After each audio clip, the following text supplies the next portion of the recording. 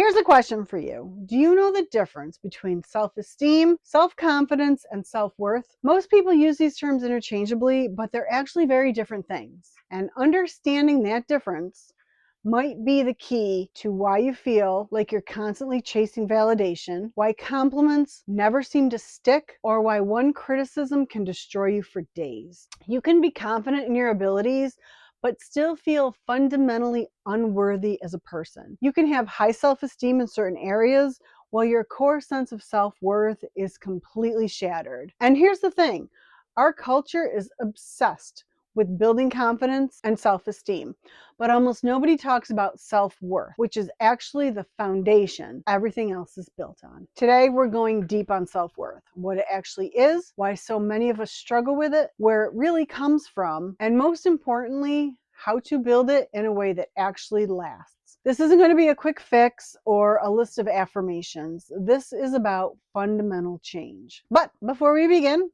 welcome back to my channel, and if you're new here, I'm Michelle, and I am so glad you're here. If you enjoyed today's video, please boop the like button's nose and hit that subscribe button while you're at it. You can also click on that little bell to be notified when I post a new video. All right then, moving on. First, let's get clear on what self-worth actually is, because this is where most people get confused. Self-confidence is your belief in your abilities. I'm confident I can give this presentation, or I'm confident in my ability to learn new things. Confidence is domain specific. You can be confident about public speaking, but not confident about dating, for example. Self-esteem is how you evaluate yourself. It's your overall opinion of yourself based on various factors, such as your achievement, your appearance, social status, how others treat you. Self-esteem fluctuates based on circumstances. When things are going really well, your self-esteem is high. When you fail or face rejection, it drops. Self-worth, on the other hand, is your fundamental sense that you have value as a human being, period. Not because of what you do, what you look like, what you achieve, or how others treat you, simply because you exist. Self-worth is unconditional. It doesn't go up when you succeed or down when you fail. It's the deep knowing that you are inherently valuable, regardless of external circumstances. And here's why this matters.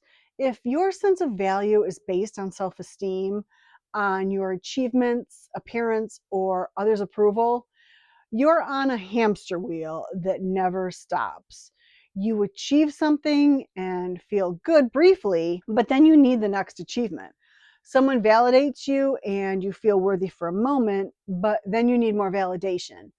Your self-esteem is constantly at the mercy of external factors you can't fully control. But when you have genuine self-worth, you have a stable foundation. You can still feel disappointed when things don't go well, but your fundamental sense of value doesn't collapse. You can receive criticism without feeling destroyed. You can celebrate achievements without your entire identity depending on them. Think of it like a house. Self-confidence and self-esteem are like the furniture and decoration. They can change, and they're important, they make life better, but self-worth is the foundation. Without it, everything else is unstable. You can rearrange furniture all you want, but if the foundation is cracked, the whole house is compromised. Most of what our culture sells us as self-worth is actually just strategies for building self-esteem or confidence. Affirmations, achievements, appearance improvements, these might make you feel better temporarily, but they don't address the core issue. They're furniture rearrangement when you need foundation repair. So if self-worth is so fundamental, why do so many of us struggle with it? Why does it feel so hard to believe we're inherently valuable? First, conditional love and acceptance in childhood. Most of us learned early that our value was conditional. We got praise when we achieved things, when we were good, when we made our parents proud. We got criticism, withdrawal of affection, or punishment when we failed, made mistakes, or disappointed others. Even well-meaning parents often do this. The message we internalized was, I am worthy when I perform, behave, or achieve. I am not worthy when I fail or disappoint. This creates what psychologists call contingent self-worth, the belief that your value depends on meeting certain standards. You learn to constantly monitor yourself. Am I good enough? Am I doing enough? Am I enough? Second, comparison culture. We live in a world of constant comparison. Social media has amplified this exponentially, but it's always been part of human nature. When we constantly compare ourselves to others, their achievements, appearance, lifestyle, relationships, we inevitably find ourselves lacking in some area. This reinforces the belief that our worth is relative, that we need to be better than others to be valuable. Third, trauma and adverse experiences. Abuse, neglect, bullying, significant rejection, or other traumatic experiences can fundamentally damage our sense of self-worth. When you're treated as though you're worthless, especially by people who are supposed to care for you, it's incredibly difficult not to internalize that message. Trauma can create a core belief that there's something fundamentally wrong with you. Fourth, societal messaging. Our entire economic system is built on making you feel insufficient, so you'll buy things to fill that void. Advertising works by creating a sense of lack. You're not attractive enough, successful enough, productive enough, happy enough. Buy this product to fix it. The message is constant. You need to be different than you are to be valuable. Fifth, achievement culture. We're taught that our value comes from what we produce or accomplish, from grades in school to productivity at work to social media metrics. We're constantly evaluated and ranked. We learn to equate our worth with our output. Rest feels like laziness. Being unproductive feels like failure. We become human doings instead of human beings. And finally, the fear of worthlessness. Here's something that doesn't get talked about enough. Many people defend against feeling worthless by constantly striving to prove their worth. If you stop achieving, performing, or pleasing others, you might have to face the terrifying question, what if I'm not actually worthy? So you keep running on the hamster wheel because stopping feels too scary. The result is that many of us have never experienced unconditional self-worth. We've only known conditional value, and we're exhausted from constantly trying to earn what should have been our birthright. Before we get into how to build self-worth, let's talk about what it costs you when you don't have it. Because understanding the stakes might motivate the difficult work ahead. Low self-worth creates insatiable neediness for external validation. When you don't believe in your own value, you constantly need others to confirm it. You fish for compliments, overanalyze people's responses, feel devastated by criticism, and stay in unhealthy relationships because any attention feels better than none. This neediness often pushes people away, creating the very rejection you feared. It keeps you in toxic situations. When you don't believe you're inherently valuable, you tolerate mistreatment, bad jobs, toxic friendships, abusive relationships. You stay because you don't believe you deserve better. You accept crumbs because you don't know you deserve the whole meal. It makes you avoid risk and opportunity. Why try if you believe you're going to fail anyway? Why put yourself out there if rejection would confirm your worst fears about yourself? Low self-worth keeps you playing small, hiding and avoiding anything that might expose you to judgment or failure. It creates anxiety and depression. When your value feels constantly under threat, you live in a state of chronic anxiety, always monitoring, always performing, never able to relax. And when you inevitably can't maintain the performance, depression sets in. What's the point if you're fundamentally not good enough anyway? It prevents genuine intimacy. If you don't believe you're worthy of love, you can't truly let anyone see you. You wear masks, hide your flaws, and perform a version of yourself you think is more acceptable. But the love you receive for your mask doesn't actually nourish you, because it's not really for you, it's for the performance. And it makes achievement feel hollow. This is the cruel irony. Even when you do achieve things, they don't satisfy you because you don't feel worthy of them. You attribute success to luck or external factors. You immediately move the goalposts. No amount of external validation can fill an internal void. The cost of low self-worth is that you never get to truly live. You're always performing, hiding, striving, or avoiding. You never get to just be. All right, so how do we actually build real lasting self-worth?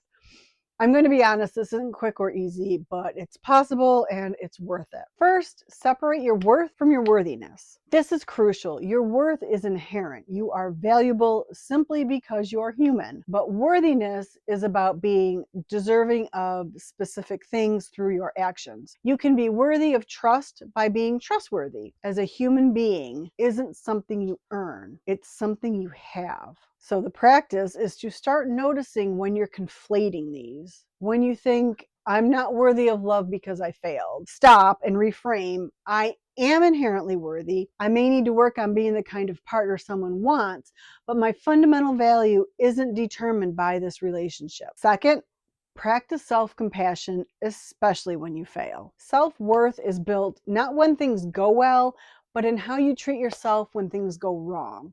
When you mess up, disappoint someone, or fail at something, that's when your true relationship with yourself is revealed. So the practice is when you make a mistake, notice your self-talk. Are you vicious toward yourself? Practice responding the way you'd respond to a good friend in the same situation. Not with toxic positivity, but with compassionate honesty. Yeah, you messed up. That's hard. You're still a person of value. What can you learn from this? Third, do esteemable acts, but not for esteem. Build self-worth by acting in alignment with your values, not for external validation. Keep your commitments to yourself. Do the right thing even when no one is watching. Be honest, be kind, help others. These actions build self-worth because they reinforce the belief that you are a person of value, not because others notice, but because you know who you are. So the practice is to choose one small commitment to yourself each week and keep it. Not something to impress others, something that matters to you. Maybe it's going for a walk every morning, or calling your grandmother weekly, or not gossiping. The point is proving to yourself that you're trustworthy. Fourth, set and maintain boundaries. Every time you set a boundary, you're telling yourself, I matter, my needs matter, I'm worthy of respect. Every time you violate your own boundaries to avoid conflict or please others, you reinforce the opposite message. So the practice is to start small. Say no to one thing this week that you don't want to do. Not everything, just one thing. Notice the discomfort, sit with it, and recognize that the discomfort is the price of self-respect. Fifth, challenge the inner critic. That voice in your head that says you're not good enough, that's not the voice of truth. It's the voice of old programming, internalized criticism, and learned beliefs. You don't have to believe it. So the practice is when you notice harsh criticism, ask, is this actually true, or is this an old belief? Would I say this to someone I care about? What evidence contradicts this belief? Test your assumptions about yourself. Sixth, develop a relationship with yourself. You can't feel worthy if you don't know who you are. Spend time with yourself. Get curious about what you actually think, feel, want, and value, not what you think you should think, feel, want, and value. So the practice is regular time alone without distraction. Journaling, asking yourself questions like, what do I actually enjoy? What matters to me? What am I feeling right now? This isn't narcissism. It's the foundation of self-worth. You can't value what you don't know. Seventh, accept that you are both flawed and worthy. This is the big one. You don't have to be perfect to be worthy. You will mess up. You will hurt people, make mistakes, have flaws, and fall short. That's part of being human. It doesn't make you unworthy. So the practice is to make a list of your flaws, the real ones you actually have. Then practice saying, I have these flaws and I am still inherently valuable as a person. Not but, and. Both things are true simultaneously. 8, therapy and deeper work. If your self-worth issues stem from significant trauma or deeply ingrained patterns, you likely need professional help. There's no shame in this.